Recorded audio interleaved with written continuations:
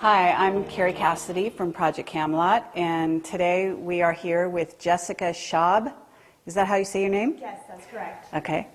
And Jessica is a crystal child, is what she calls herself. And we're really excited to be able to talk to her today. So Jessica, tell me a little bit about yourself and kind of a little bit about your journey. And she's had a very interesting time growing up. And at this time, you're about almost 26, is that right? Yes. Okay. That's correct. Okay, so why don't you tell me, like when you, like the early childhood kind of thing with the relationship with your father and how you sort of tapped into all of this. All right. I was very, very shy growing up. I actually didn't fit in, surprisingly. I didn't really have friends, but my age, I actually did have a lot of grannies, which I adopted. I had 50, and they taught me how to knit and crochet and things like that. I retreated a lot into cartoons, and it really came about when I was 16. That was the big trigger, if you will. Before that, though, I do remember saying things in school like angels are aliens and aliens are angels, but So you would say this in school? yes. And what would be the reaction to the children around you? Oh, laughter, ridicule, yeah. Mm-hmm. Okay. And why would you say that? You know what? I really didn't know. Okay. It was almost like channeling, but I wasn't aware I was channeling. Okay. I just started sharing this information, and it was even before I even knew what was going on with my father. So just thinking back to it, that's kind of interesting and different. Uh-huh. Okay, so what happened then? I mean, obviously this is what you did on the early days. How did you progress at that point? Because I know there's a part in which you actually kind of tried to reject that world. Can you talk about that a little bit?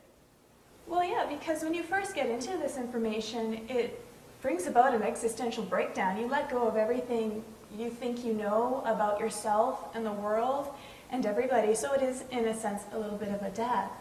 And also a rebirth. You're an empty cup now, an empty vessel to be filled. Be a little more specific in terms of your experience, because I know that you had a tragedy in your life, but prior to that, because that happened kind of like in your late teens, yes. You had sort of a dilemma. So can you describe what your father was like and why, and how that dilemma kind of came around in your life? He was very distant. He was connected to a world that I wasn't familiar with at the time, and he spoke about things that I really didn't understand also. But he was, you know, very, very like passionate and loving as well. But sorry, I'm getting a little nervous. Well, I can say beforehand, I was always a little bit suspicious in school. I felt like I didn't like being taught what to think rather than how to think. That was always in the back of my mind. And also just, I kind of felt like I was coming off the assembly line.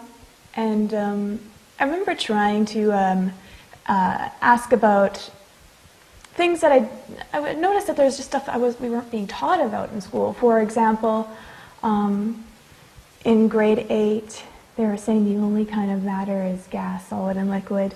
And I raised my hand and I said, well, what about plasma? And do you know what she said? Go to detention. Go to detention, really? Yeah. So, very interesting. Yeah. And you grew up in what area? Well, I was born in Winterpeg, but I left when I was 7. Mm-hmm. And the Vancouver area, the suburbs. Okay. Mm-hmm.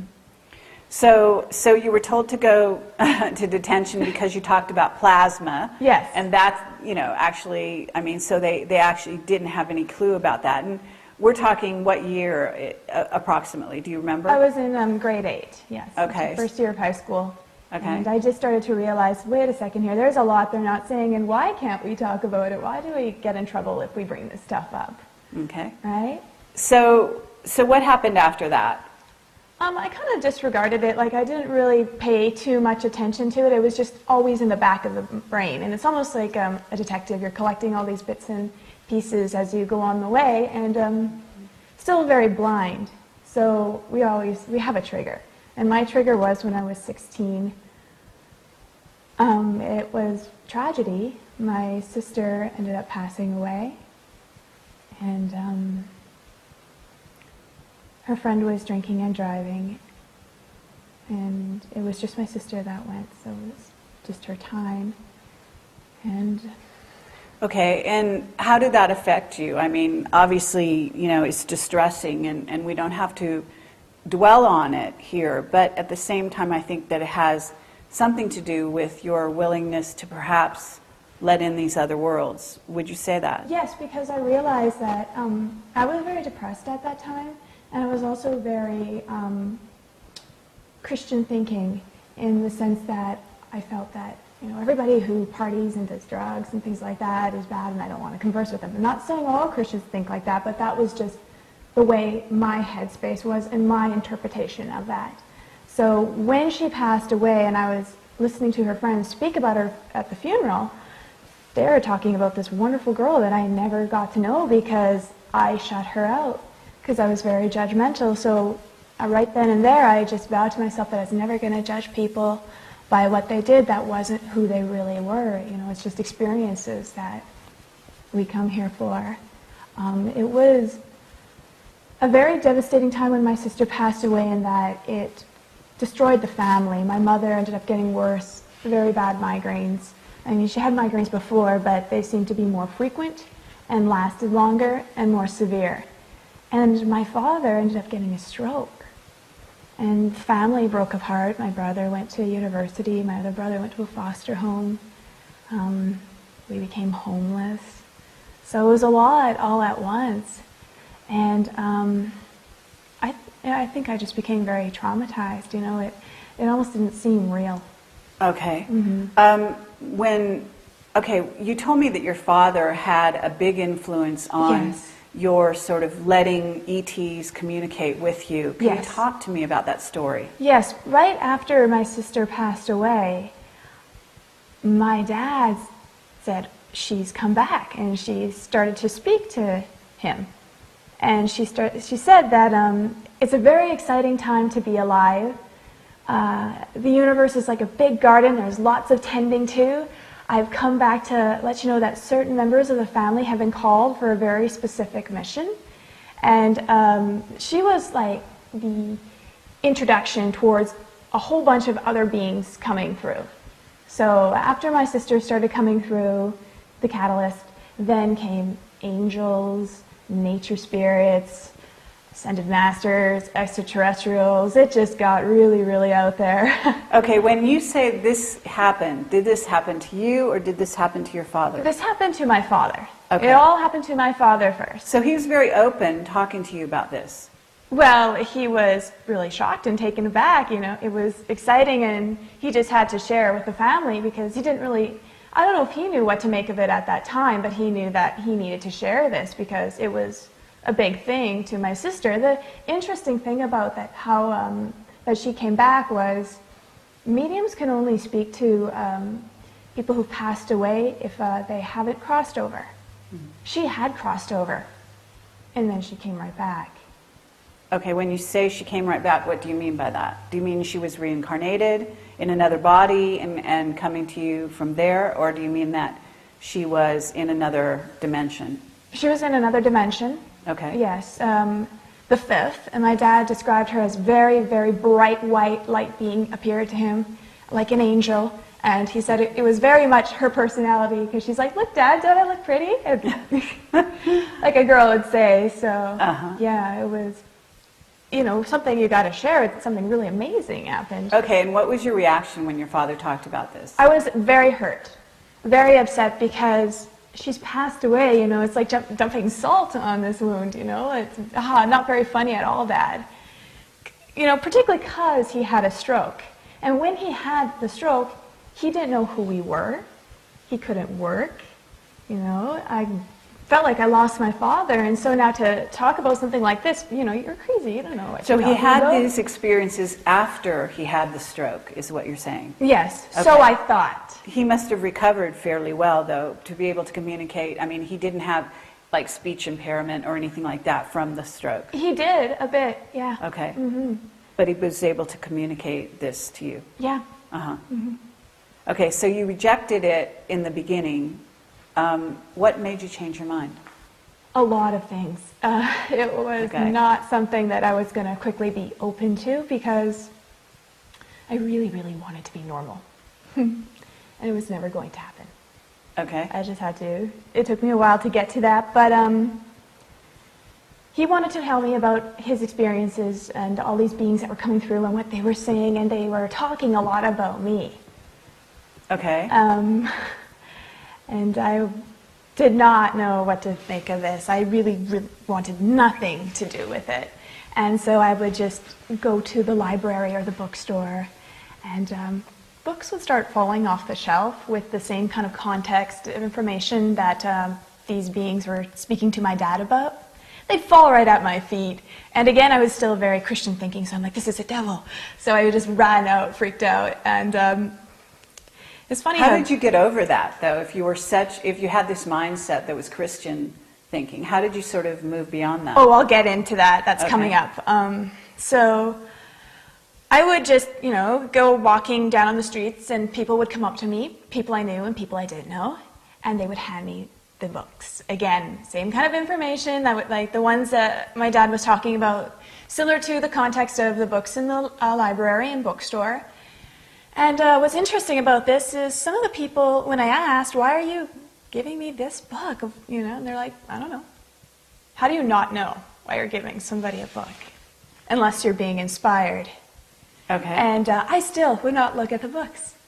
And so it required those beings to be even more persistent. I like to call it angelic kick in the butt. Where I've been working in the film industry right after my sister passed away. I left school because my parents, they were just, they weren't able to work. So I decided that, we go to school to learn how to make money. I'm out of school, I'm out of this. And I went into the film industry right away. My very first day of extra work, I got lines. And so I thought that was normal. The next day I'm like, when do I get my lines? And they're like, you don't. So, where is I going So with what that? happened? What did you do then? You didn't get lines. Are you saying you just became an extra? I did extra work, I did acting, I did stunts, I did stand-in, I did crew work, set deck. I did as many different things to remove politics and understand where everybody was coming from. That was something that I always was interested in doing, is learning all the different perspectives. And Okay. And so when did the transition happen where you started to listen to what your father said? on set, on a show called Da Vinci's Inquest, a guy came up to me I've never seen in my entire life. And he said to me, "Is your name Jessica?" And I said, "Mm-hmm." He said, "Is your last name Schab?" "Yeah." "And is your parents' name Roseanne and Terry?" "Yeah." "How do you know all this?" And he's like, "Okay, this is for you." And he gave me all these tapes on the CIA, underground militia, David Icke, Jordan Maxwell, Alex Collier, and then some. Okay. And I just kind of realized that this is never going to let up. Something is trying to get my attention, and I have to surrender. Did you watch those tapes? I did. Okay. And did it change you? I became very, very depressed, even more so, because, again, letting go of everything you think you know, but then also it seems to be this huge, scary conspiracy, like we're doomed. It's, you know, this huge control game going on, and there's nothing you can do about it because you don't have the power or the money or say, in a sense. Okay. Yeah. And so what did you do then? How did you go from there to actually listening to your father? Well, after the videos and after feeling the way I did about them and just constant reoccurring of Pleiadians, okay, Dad, who are the Pleiadians? Why do they want to get in contact with me? So I started finding out now, really listening to my dad. And I wasn't necessarily open to it, but I wasn't necessarily closed. I was just thinking that this is my experience for whatever reason. Life has taken this turn, and it's for a reason. So I should do some investigating. Okay, and how old were you at this time? I'd say about 17. Yeah. Okay. A year later.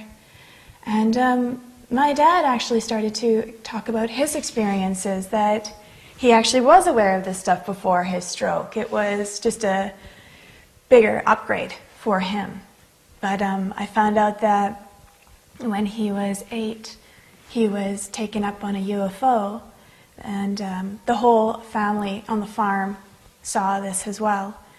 And they put a chip in his brain, and this chip, he didn't believe that it was actually there. He thought it was a dream or something until not too long ago, before his stroke, I believe, that you mentioned.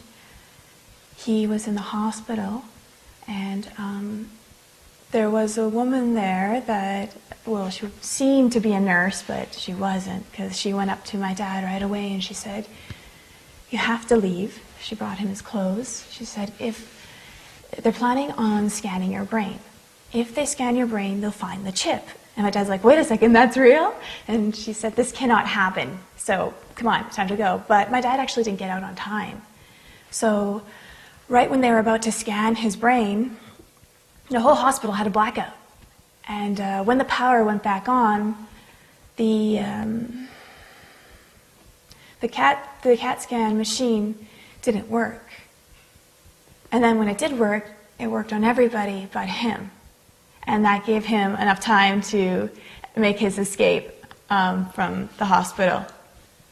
Okay, very interesting. So Yeah. now this woman, did she disappear? Was she still on the... Yeah, she disappeared. My dad went back to find if he could speak to her again, and she was only there that one time. She completely vanished. Okay. And there's been a few actually events like that where these people would come to our door, and my dad would say, "Jess, go follow them," and I did, and they just vanished. They just vanished? Yeah. So he would Right in say, thin air. I follow turned the corner, them? and I'd see them poof. Okay. And my dad, he would have experiences where he could see these beings all the time. He would be in a parking lot, and suddenly all these angels would be surrounding him. So he had many experiences like that, and he always tried to interpret it and explain it to us, which was very, very fascinating. It started to become, okay, wow, something is going on here. And what did your father do for a living before he had a stroke? my father was a businessman. He had his own company called Beverly Hill Homes, which he ran with my mother, and it was very successful. And then he was a master of many things, a jack of all trades. In Winnipeg, he built houses. He designed them, architecture-wise, and he also put it together, carpentry. And they're very beautiful homes as well. One, which I have fond memories, is the Castle House. And he also was a chemist. He invented bendable concrete. But because he was very honest and trustworthy, he ended up getting taken, and somebody stole that idea and took it to China. And that really devastated my mother. They ended up losing all their money, really having nothing. And then my father, through the latter years, he made furniture, cutesy kind of furniture. Okay. Yeah. So you're in this situation. Your sister has passed. Mm-hmm. You're learning about ETs, and what happened that actually sort of progressed you to where it wasn't just your father having experiences, but you started to have them? Okay. Wow. Well, I started to learn about the ETs, I'm actually really still upset with my father because he left the church, and I was still kind of Christian at that time, right? Trying to hold on to this. And so I kept going to different churches, and I felt really annoyed because I couldn't find one where I fit in. And so I decided to explore different religions. And I went to those churches, still didn't quite fit in, or something felt off and I couldn't put my finger on it. So then I went into mysticism, because this seemed to be along the lines of what my dad was talking about and what it seemed these beings were trying to relate to me. But still that didn't quite feel right and I didn't quite fit in. And I knew that one day I would be explaining this to people. So I decided to even explore atheism. Again, same thing, still didn't quite fit in. But I couldn't deny any of them either, because they all seemed to be pieces of myself. So what I did was I started to embrace all of them. And I realized that I'm not just one, and to pigeonhole myself into one is a great disservice. Okay. So these new insights started coming through. This is really where I started to see the world very differently, and everyday little things started to become really big. For example, one time I came home and I was very upset about this reoccurring problem. Like, why does this keep happening to me? And it's funny, I don't even know what it is to this day, so it's really big, right? But it popped into my head, Boggle. Go get the game Boggle. I'm like, huh? Boggle? What the heck does that have to do with anything? That's kind of a weird random tangent. But I went and got it, and then I got, shake it up, find some words. And I found like 10. And I'm like, all right, well, that's done. I don't really understand the point of this. And when I put it down, I got up and I turned around and I saw the board from another angle. And I saw all these other words I didn't see before. And I'm like, wait a second. And I walked around and I saw, more from the other angle, more from the other angle. Till I found, I think, 55. And then it said, okay, well, now you know why this problem keeps reoccurring. You're only looking at it from one perspective, one angle. I was like, oh my goodness, wow. And where did this come from? And then it just popped into my head. Allow us to introduce ourselves. We are your guides. And every time I tried to ask them who exactly they were, I got a different answer. And so I thought at one point they were playing with me. But in a sense, they didn't want to be locked into labels. In the beginning, we introduced myself as a crystal child. There's indigo, light worker, starseed, and also just Jessica. Right? So they're all labels. When it comes down to it, they're all pieces of ourself. I mean, in school, I was always told that I was stupid, and I believed it. Well, when you say you were told you were stupid, who told you that? My teachers. Because I was put in the special classes. I'm a slow learner. And the students, and because I was very dyslexic and I learned very differently, and I didn't see things the way they did, and also I didn't have an interest to. It's just so boring. This is not going to stimulate the soul. It starves that part of us. Okay, but to get back to your story, you're in a position where you're starting to hear from your guides. You've heard stories from your father. Mm-hmm. So at what point were you actually sort of convinced that possibly what he was seeing was real, and those personages started to be appearing for you or become real for you? They never quite appeared to me in the way my dad did. But just started, like what I was sharing with in school about being told I was stupid, it stayed like that until, that was my paradigm. That's what everybody saw me as, until one day it dawned on me that, someone's opinion of me doesn't have to be my reality. And when that happened, everything shifted. Nobody saw me as stupid anymore, but doesn't mean I still don't have that part. These are all facets of what makes us human, so I couldn't really judge anybody anymore because I saw myself in each one of them, no matter what they did.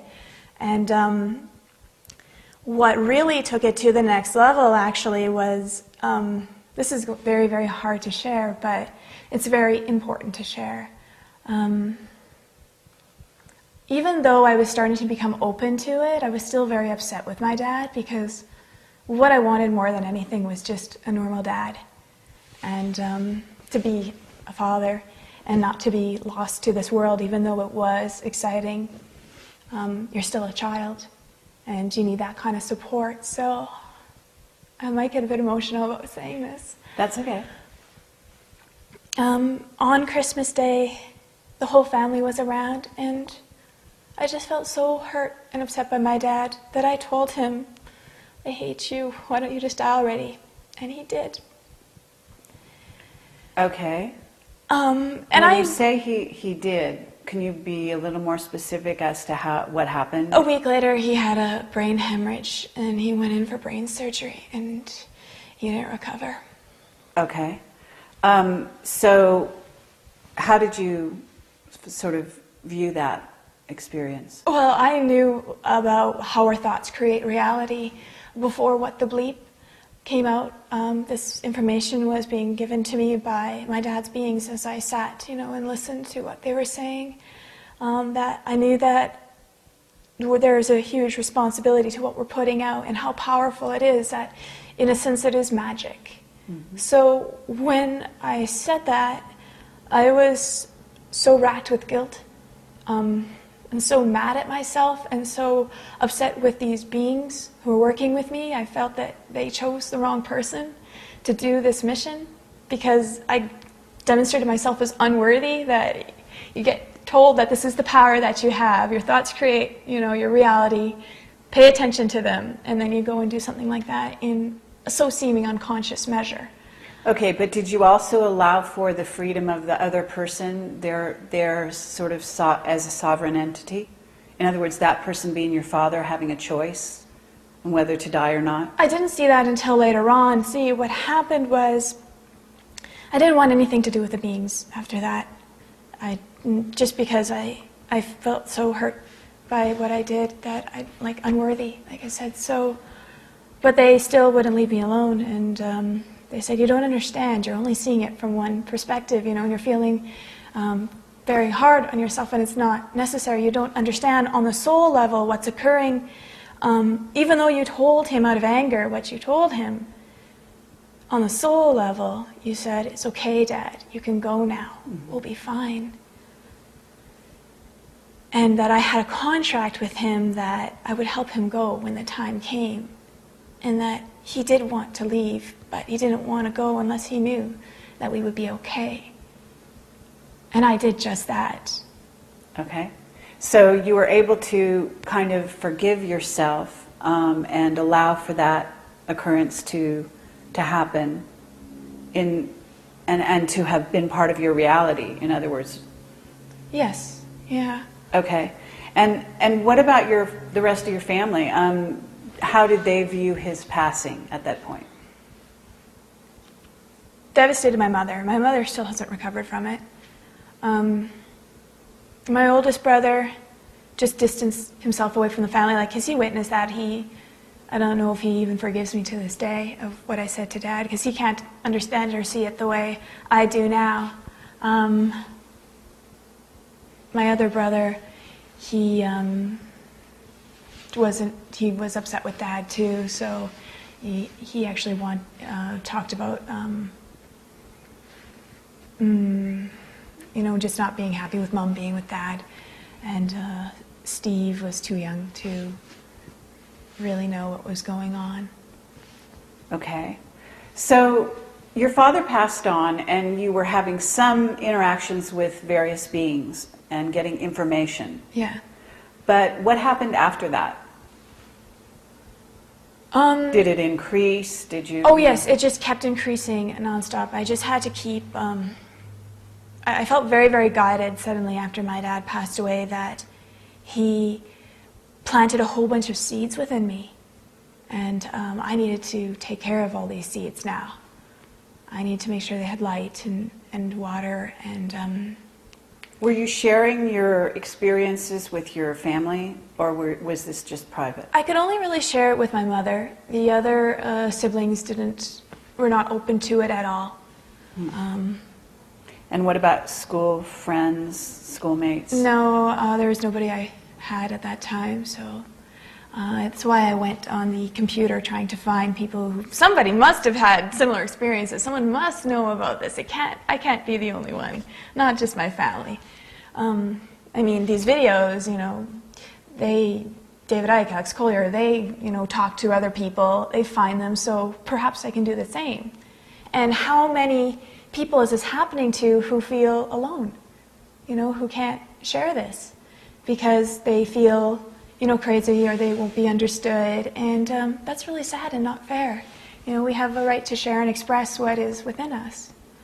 So that really drove me, and I spent many nights trying to find others to no avail until one night I collapsed in front of the computer, and when I woke up, it was in the middle of the night too, there was this on the computer screen, it's just like meet other star seeds and light workers. I was like, I hit the mother lode, and I contacted them all, and we immediately had a strong connection, like we've known each other all our lives, and I just knew so much about them, and I didn't really know how, but it just was so strong, and it became very exciting, and I decided I wanted to go and see them, and so I just started to, I kind of freaked my mother out, because the first one I wanted to meet was, of all things, a guy. One, well, you know, male around my age, and we think that if they're open to this information, that they must be the one kind of thing. They're near your age, opposite sex, that's all you need. So I told my mom I'm going to France to meet this guy I've never met, but I'm in love with, and I'm going, even though I know that it's going to cost about, like everybody's telling me, $3,000, you know, minimum. I said I'm going to go for less than 900. And I did. When I called the travel agent, she said, we have nothing available. Oh, except this. It just popped up. It looks like somebody canceled for 3 weeks for, what was it now, $850. Yeah. I'm like, that was the one. That's the one. So. Okay, and you've also done this now. You've sort of followed this kind of pattern since then. Yes. In allowing things to come to you and yes. knowing, sort of having a second sense about that. Is that right? Yeah, just a strong trusting. The guidance just directs you. It's like the white rabbit from Alice in Wonderland. Okay. That's what it feels like. So you just know what to do and that you'll be fine. You know, when you can make it happen, I can use all of this stuff that I've been taught to reverse a lot of the old conditioned programming that is put on us when we're younger, right? And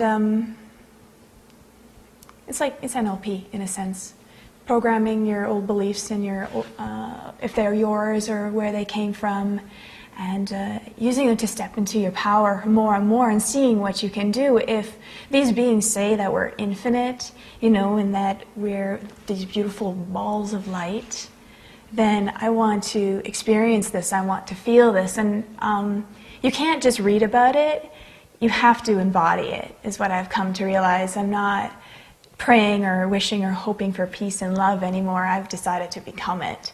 You know, it comes to a point in life where you decide, do you want to go home or become home? And then will that bring home to everybody within? That's what the shift feels like to me. What I was wondering now, if you could talk a little bit about the messages that you were getting and the kind of beings that were coming to you, if you could describe them, maybe specific ones that have particular meaning for you. Well, it's never been quite specific. Like I said, they've always, just when I thought I could pinpoint it, okay, it's a play, no, it would be something different suddenly. So it was never quite about attaching, okay, this is Jesus, this is Buddha. It was never about that. It was about the fusion and merging all of them together, and that being God in itself, right? Playing all these roles and speaking to us in whatever comfort belief that we had. So that was always my approach and perspective on it, even when understanding what these aliens were, pieces of ourself as well. And so what I started to do was not only test the stuff out of my life, and I don't mind sharing those experiences because they're quite wild and really fun, especially when people start trying it out for themselves and then calling me up later going, oh my goodness. So, but For example, what I found with the extraterrestrials is if time doesn't exist, past, present, and future are all existing at the same time simultaneously, and this is an illusion, in a sense, time is just a bunch of still frames. And this camera, it's not really moving, it's just a bunch of still frames. Mm-hmm. And it's a trick of the eye. Such is the case with going on within our mind as well, making us perceive. Then if we've been taught to believe about time linear the way we do now, then that means there is aspects of ourself that is fragmented. So future versions of ourself, depending on the probability of our thinking. So, for example, the Greys, not saying all Greys are like this, but when I learned that they actually aren't gray at all, that on a crash they dissected them and found that their gray skin was actually our color, and those big goggles, those big eyes, that's what they were goggles. They were a future version of ourselves that, they feel, when people feel them, they feel very cold and kind of calculated, and it's almost like that version of our self, of the collective thinking about, the desensitization of war and all this cloning and genetic engineering and the chemicals in the air made us a little bit disconnected from who we really were, because some people say that they don't really feel, they don't have emotions in that sense, and that's an aspect of ourself. And I would wonder why those ones would, if you ask any little kid to draw a picture of an alien, it'd always be the Greys with the big eyes. And what I got from them was that they came back to kind of prevent us from going down that path. And it sounds very bizarre. How can, something come from the future and come back to us if time travel doesn't even exist? But if an old man has smoked his entire life and he has a hole in his throat because of it, a lot of the times they get inspired to go to an elementary school to talk to the kids and say, please don't smoke or you'll end up like me. And that's kind of what I saw with the Greys.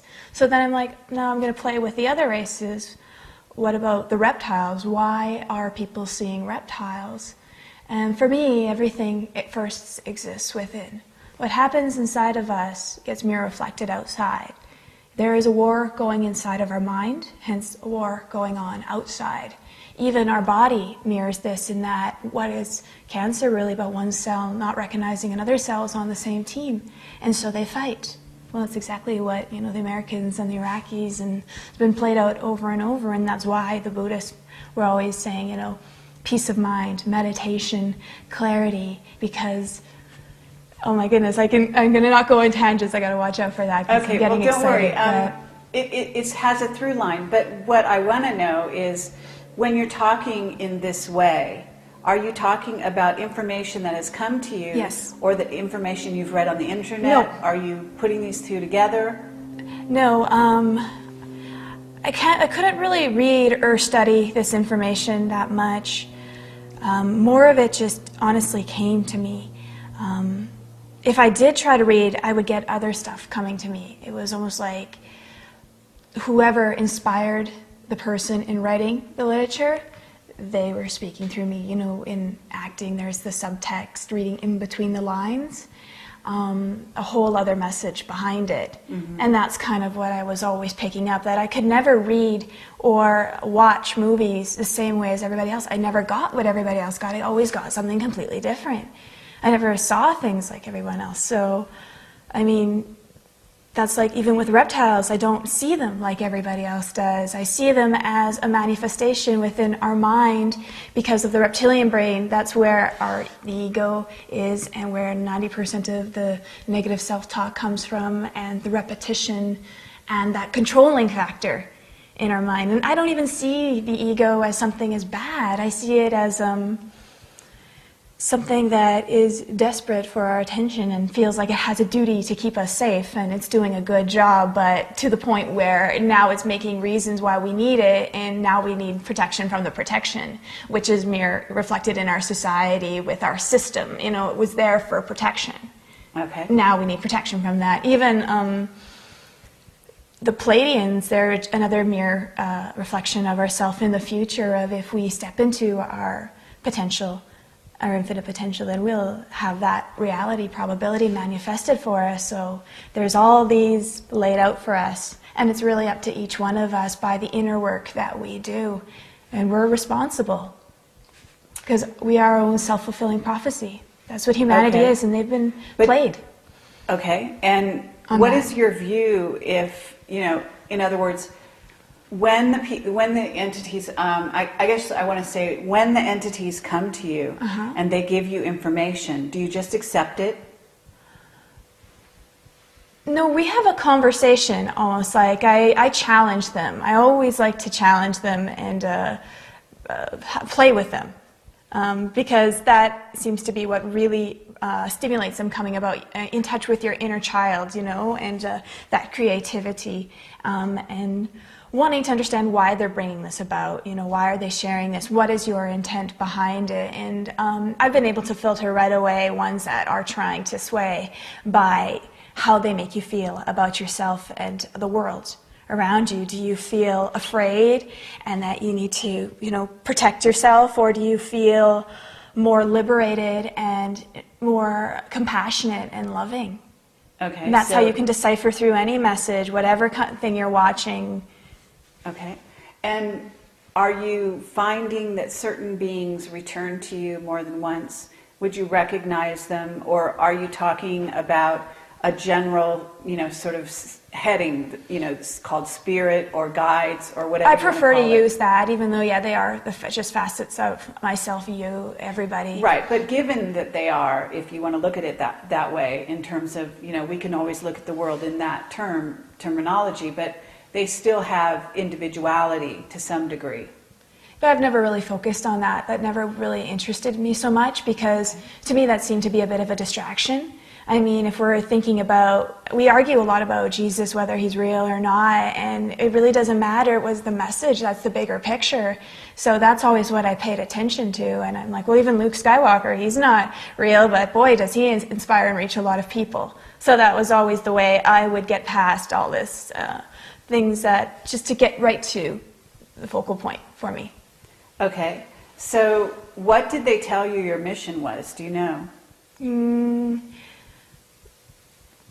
It's when it doesn't really exist, when you can't, you know, go out and find a place that says, this is just for Jessica, then it's a little bit challenging. So it was something that they said that I can create.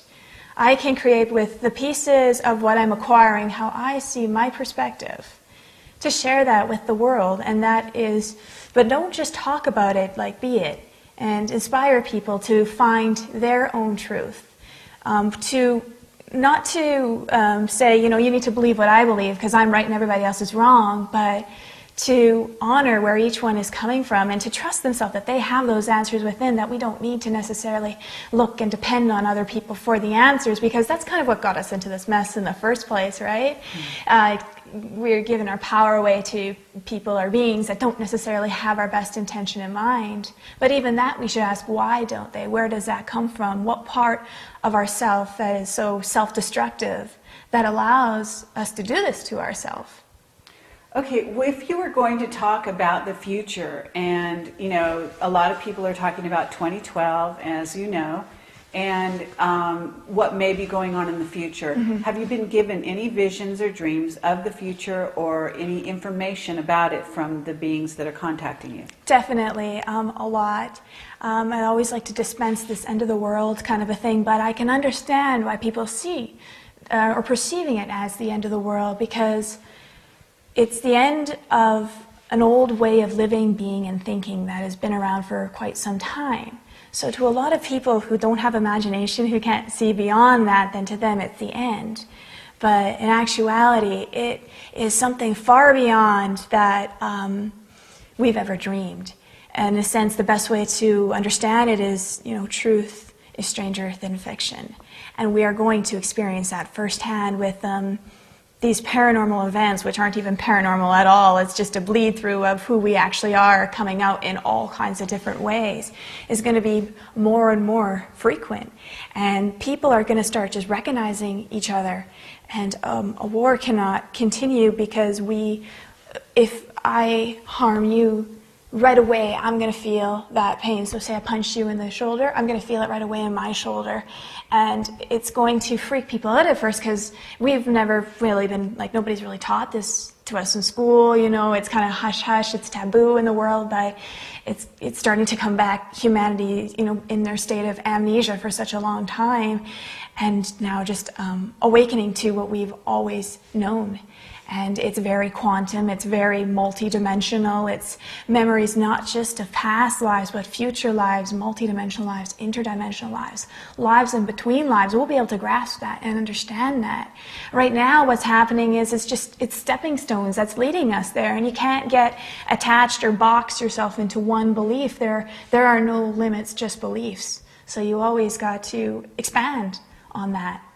Okay, so when you say past lives, future lives, etc., have you been given vision of your own past lives, future lives? Or are you saying that this is something that you think is going to be revealed to you eventually?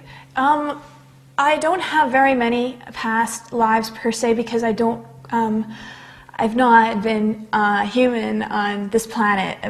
Mainly I've been a guide working on the etheric, so I am here to help people understand their guides and the mechanics of how they work, and all the ways they're trying to get through to us and relay their message. And so that's my past lives. I've had one in Atlantis and one in France, so not very many. So it is very bizarre to be in a human body and just getting used to the physical and the matter kind of thing. But it's a huge honor to be in the physical form on Earth at this time. And I've been taken and I've seen this lineup of souls that I just can't wait to be here on Earth at this time. And that's actually why the planet is overpopulated. It's because of the excitement from all the souls. This planet is like a Harvard University for creators in training.